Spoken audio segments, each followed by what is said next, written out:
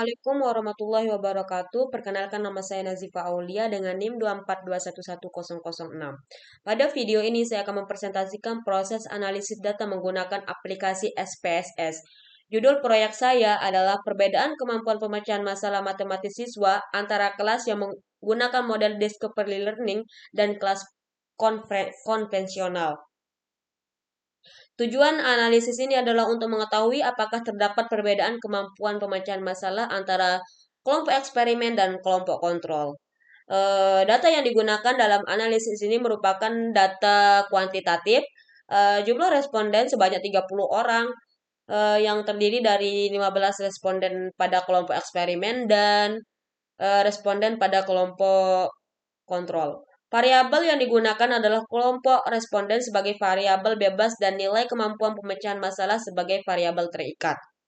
Data yang digunakan dalam analisis ini bersifat fiktif dan dibuat untuk keperluan pembelajaran analisis data menggunakan SPSS.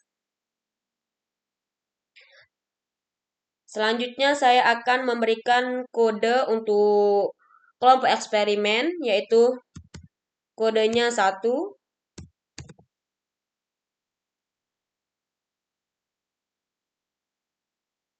Dan di kelompok kontrol itu kodenya 2.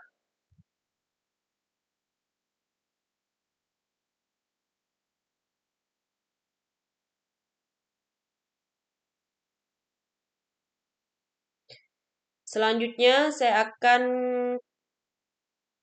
buka aplikasi SPSS-nya. Di bawahnya kita perhatikan ada data view dan variable view. Kita ke variable view. Yaitu kita name yang pertama yaitu nilai, enter, dan yang kedua itu kelompok. Di bagian decimals itu kita tulis 0. Di bagian nilai dan di bagian kelompok juga 0. Dan selanjutnya di labelnya itu saya tulis nilai pemecahan masalah. Pemecahan masalah. Dan di kelompoknya itu kelompok responden.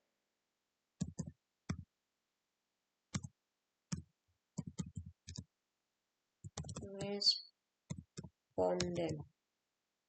Dan di bagian false itu yang di bagian kelompok ada titik 3 itu kita tekan, selanjutnya muncul false-nya. False-nya itu 1 dan labelnya itu saya tulis kelompok eksperimen.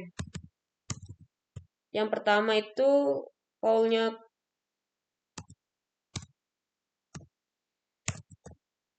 kelompok underscore eksperimen.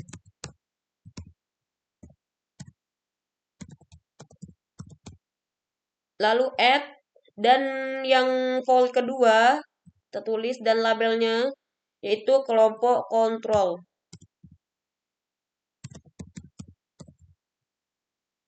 Add control.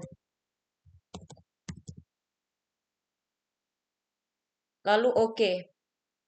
Dan di bagian measure-nya itu yang dinilai yaitu saya klik skill dan di kelompok yaitu nominalnya.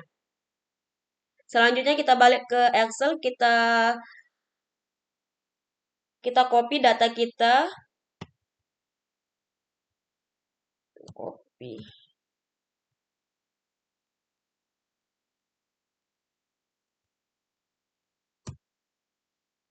Balik lagi.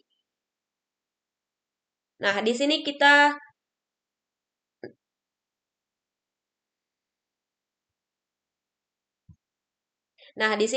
akan ke data view. Kita tempel aja data yang sudah kita copy tadi di Excel. Selanjutnya kita ke analis. Analis itu di bagian deskriptif statik itu kita tekan explore. Di bagian dependent list itu kita masukin nilai pemecahannya dan di bagian faktor listnya itu kita masukin kelompok responden. Lalu ditekan plot dan dicentang normality plot with text. Lalu continue dan oke. Muncul hasilnya. Di sini kita bisa lihat hasilnya.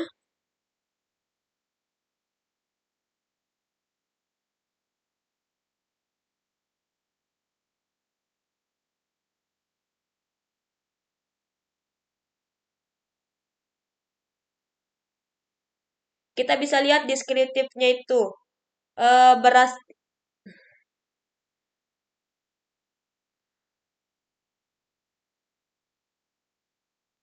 deskriptifnya itu berdasarkan hasil statistik deskriptifnya itu diperoleh bahwa kelompok eksperimen eh, merupakan jumlah respondennya sebanyak 15 orang dengan nilai rata-rata sebesar 85,73. Sedangkan kelompok kontrol yaitu memiliki jumlah responden sebanyak 15 orang juga dengan nilai rata-rata sebesar 71,87. Dari hasil tersebut terlihat bahwa rata-rata nilai kelompok eksperimen lebih tinggi dibandingkan kelompok kontrol. Selanjutnya kita lihat tes normality-nya. Syarat dari tes normality itu kita bisa tentukan nilainya itu normal apa tidak. Kita bisa lihat sigmoidnya itu lebih besar dari 0,05 itu normal dan sigmoidnya semisalnya lebih kecil dari 0,05 itu tidak normal. Kita bisa lihat pada berdasarkan hasil hasil normalitas hasil normality menggunakan square wheel yaitu diperoleh nilai signifikan pada kelompok eksperimen sebesar 0,974 dan pada kelompok kontrol yaitu 0,546. Karena kedua nilai signifikan tersebut lebih besar dari 0,05, maka dapat disimpulkan bahwa data pada kelompok eksperimen maupun kelompok kontrol yaitu berdistribusi normal. Dengan demikian, syarat normalitas telah dipenuhi. Selanjutnya kita ke uji homogenitas. Di sini kita balik lagi ke analis lagi di bagian descript static sama explore. Lalu kita tekan plot. Kita tidak usah centang normality plot with test dan kita centang yaitu power estimation. Baru continue. Lalu oke.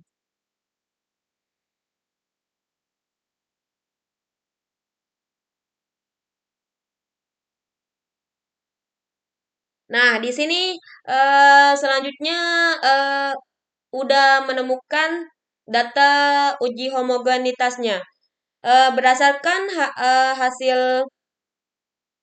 hasil uji homogenitas menggunakan Levens test diperoleh nilai signifikannya sebesar 0,479.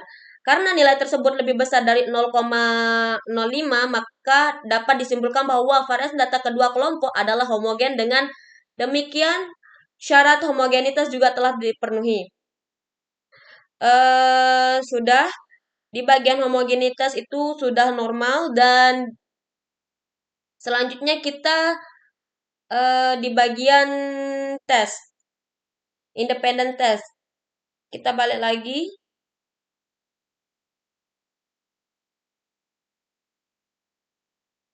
Analis. Sebentar. Analis. Lalu kita tekan compaремents. Di compaремents itu kita tekan independent sample t-test. Yaitu pada tes variabelnya itu kita masukin nilai pemecahan masalah nilainya dan di kelompok responden yaitu kita masukin ke grup variabel.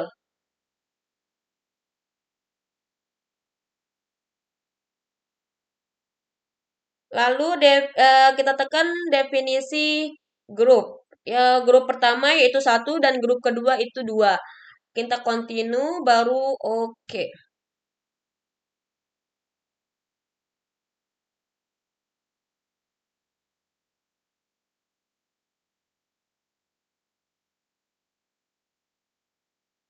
Di sini sudah ada independent sample testnya.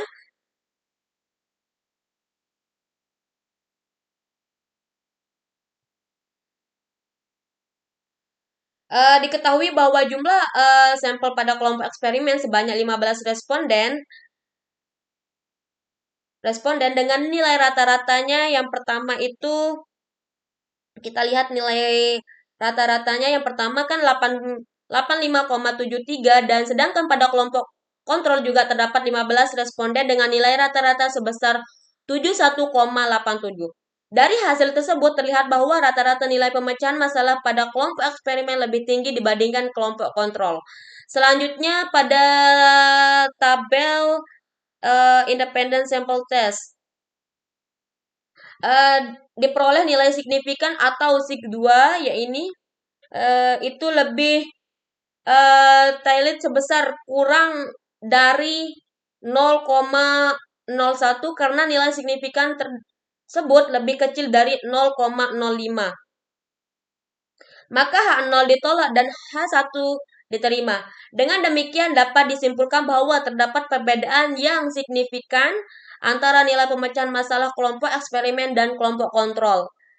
Hasil ini menunjukkan bahwa perlakuan yang diberikan pada kelompok eksperimen memberikan pengaruh yang signifikan terhadap kemampuan pemecahan masalah.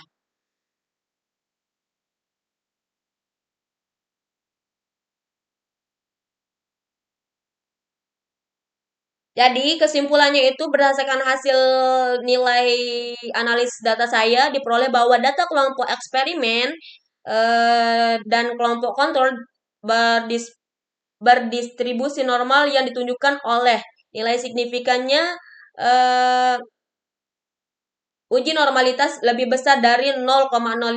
Selain itu, hasil uji homogenitas menunjukkan nilai signifikannya sebesar 0,479.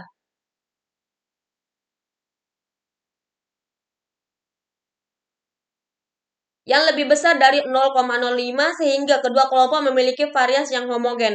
Hasil uji independent sample t-test menunjukkan nilai signifikannya kurang dari 0,001 0,001 atau lebih kecil dari 0,05. Dengan demikian H0 ditolak dan H1 diterima. Hal ini berarti terdapat perbedaan yang signifikan antara kemampuan pemecahan masalah pada kelompok eksperimen dan kelompok kontrol. Rata-rata nilai kemampuan pemecahannya yaitu masalah pada kelompok eksperimen sebesar 85,73 sedangkan pada kelompok kontrol yaitu 71,87.